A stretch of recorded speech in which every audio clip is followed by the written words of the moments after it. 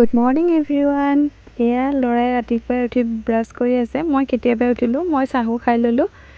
এতিয়া সি উঠিছে, গতিকে সি নিজেই ব্ৰাছ কৰে আৰু সি ব্ৰাছ কৰি আছে। ব'লকচোন তাৰ কাৰণে কিবা এটা বনাওঁ। ইফালে আলু, বন্ধাকবি আৰু গাজৰ ৰুকি লৈছোঁ আৰু কেৰাহীখনত প্ৰথমে তেল দি দিলোঁ। এতিয়া পিঁয়াজ দি ভাজি ল'ম ৰঙা হোৱালৈকে। এতিয়া ৰঙা হোৱাৰ পিছত মই চব্জিখিনি ইয়াতে দি দিলোঁ। দি ধুনীয়াকৈ লৰাই ল'ম। আপোনালোকে চাগে অনুমান কৰিব পাৰিছে ন মই কি বনাবলৈ গৈ আছোঁ। ইয়াতে অলপ নিমখ হালধি দি দিছোঁ।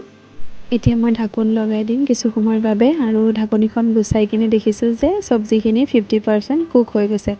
আৰু এতিয়া মই ইয়াতে ভাঙি থোৱা মেগীখিনিও দি দিলোঁ। হয়, আপোনালোকে বহুত ঠিকেই ভাবিছে, মই মেগী বনাব লৈছোঁ। বেটাই মেগী খাই খুব ভাল পায়।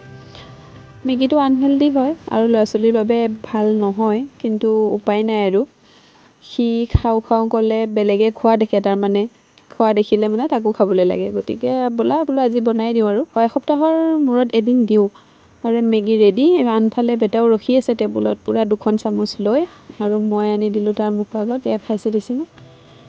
বইল কণী এটাও দিছোঁ। কণীটো সি নাখায় বাৰু, সি এনেও 2 চামুচমান খাই কিনে নাখায় আৰু বাকীখিনি মোৰে হৈ যায়। আৰু এয়া বঢ়িয়া হৈছে, টেষ্টি একদম দেখাই দিছে। আৰু অকল সি খুৱাই নহয়, লগতে সি মোকো খুৱাই দিয়ে। সেইটো কিন্তু তাৰ ভাল গুণ বুলি কওঁ মই। কিবা এটা যদি খাই থাকে, সি ওচৰত থকাজনকো যাচে তাৰমানে।